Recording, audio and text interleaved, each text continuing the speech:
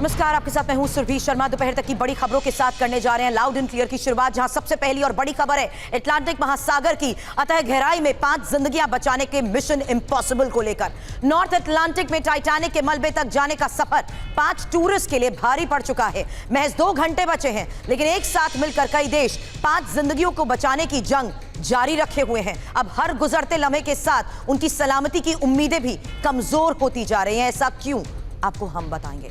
Titan पनडुब्बी में मौजूद ऑक्सीजन अब से करीब 2 घंटे बाद यानी शाम 4:38 तक खत्म हो सकती है, और यही वजह है कि अब खतरा और ज्यादा बढ़ गया है। इसीलिए कह रहे हैं मिशन इम्पॉसिबल जारी है, जहां 5 टूरिस्ट को लेकर जारी इस मिशन की एक एक डिटेल होगी आपके सामने।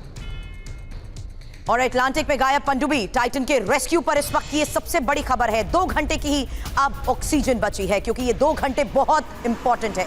जहां 4:38 का वो वक्त बताया जा रहा है जब ऑक्सीजन भी खत्म हो सकती है। और संकट में टाइटन में फंसे 5 अरबपतियों की जान को लेकर यह खबर है, जहां ऑक्सीजन खत्म होने से पहले इन तक पहुंचने की कोशिश की जा रही है। लाइफ सपोर्ट की डेडलाइन से पहले टाइटन का मिलना बहुत जरूरी है।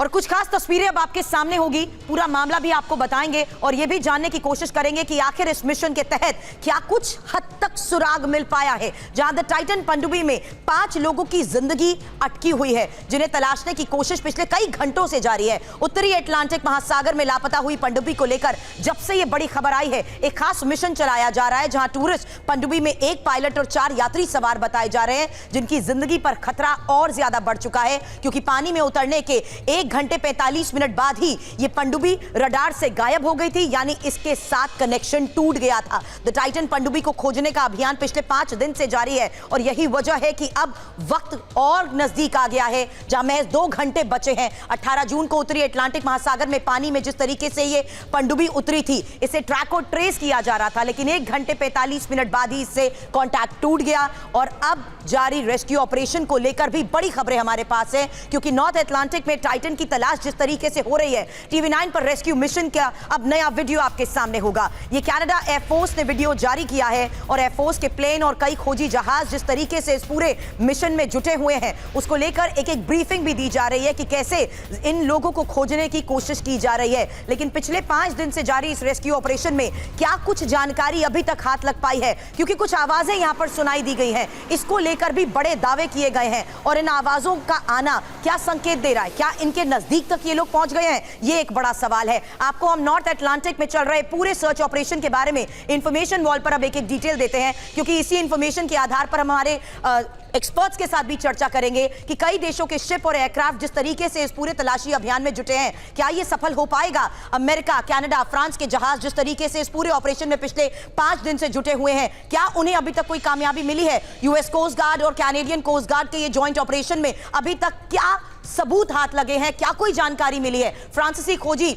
जलपोत भी तलाशी अभियान में जिस तरीके से शामिल किए जा रहे हैं, यानी युद्ध स्तर पर यह पूरा मिशन चल रहा है, जहां 3 मिलिट्री एयरक्राफ्ट C-17 को भी अब इस मिशन में लगाया गया है, क्योंकि अटलांटिक में जिस तरीके से 5 जिंदगियां फंसी हुई हैं, C-130 जहाज भी रेस्क्यू ऑपरेशन में शामिल कर लिया गया है। लेकिन इस ऑपरेशन का नतीजा क्या है। यूएस कोस्ट गार्ड का 20,000 स्क्वायर किलोमीटर में जिस तरीके से यह तलाशी अभियान चल रहा है, आपको बता दें अभी तक यह जानकारी भी मीडिया को इस ऑपरेशन के बाद दी गई है कि 20,000 स्क्वायर किलोमीटर तक का पूरा ऐसा इलाका है जिसे छान लिया गया है, और यही वजह है कि अलग अलग जगहों से टीम्स का सहयोग लिया गया इस पूरे मिशन में। और इस बीच हमारे साथ retired commodore GJ Singh as a defence analyst हमारे साथ जुड़ चुके हैं। सर, इस पूरे मिशन में क्या बड़ी चुनौतियां आपको लगती हैं, क्योंकि जिस तरीके से अलग अलग स्तर पर इस पूरे ऑपरेशन को अंजाम दिया जा रहा है, पिछले 5 दिन से इस बारे में कोई जानकारी नहीं कि कहां पर है ये पनडुब्बी। देखिए, इसमें 1-2 बातें हो सकती हैं। पहली बात तो ये है कि उनका जो कम्युनिकेशन सिस्टम है उसके अंदर कोई टेक्निकल ग्लिच आ सकती है। दूसरी बात यह कि जैसे आप बता रही थी कि ये जो एरिया 20,000 स्क्वायर मीटर्स का इतना बड़ा है, इसके अंदर पिन पॉइंट करना कि कहाँ पे वो बैठी हुई है, जो सबमर्सिबल है, जो सबमरीन छोटी है, वो कहाँ पे बैठी हुई है, उसका फाइंड आउट करना, उसको डिटेक्ट करना बहुत मुश्किल होता है। मगर फिर भी मैं ये कहूंगा कि जो अमेरिकन कोस्ट गार्ड है, अमेरिकन नेवी है, जिस तरीके से उन्होंने ये अपना अभियान चला चुके हैं, वो उससे ये एक चीज बात साफ होती है कि उनके पास जो दुनिया के अंदर latest sonar system with high resolution है वो उनके पास हैं।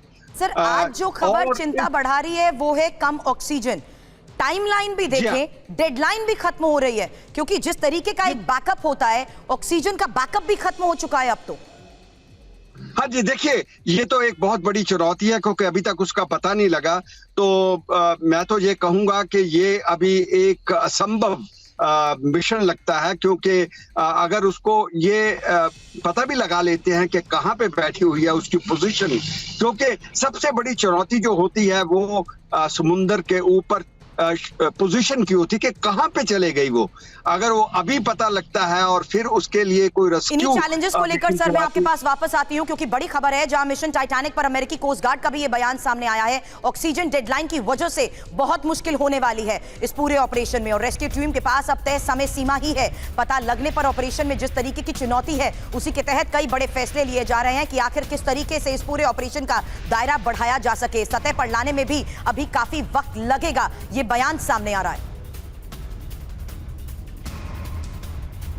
तो अटलांटिक महासागर की गहराइयों में जिस तरीके से ये टाइटन पनडुब्बी गुम हुई है, ये काम कैसे करती है, इस बारे में भी इंफॉर्मेशन अब आपके सामने होगी। ये पनडुब्बी किस तरीके से समंदर में सफर करती है, इसमें सवार यात्रियों को किस तरीके से रहना पड़ता है, एक एक डिटेल जानकारी अब आपके सामने है। इन तस्वीरों को जरा गौर से देखें, क्योंकि ये वो पनडुब्बी है जिसमें ये 5 लोग सवार थे।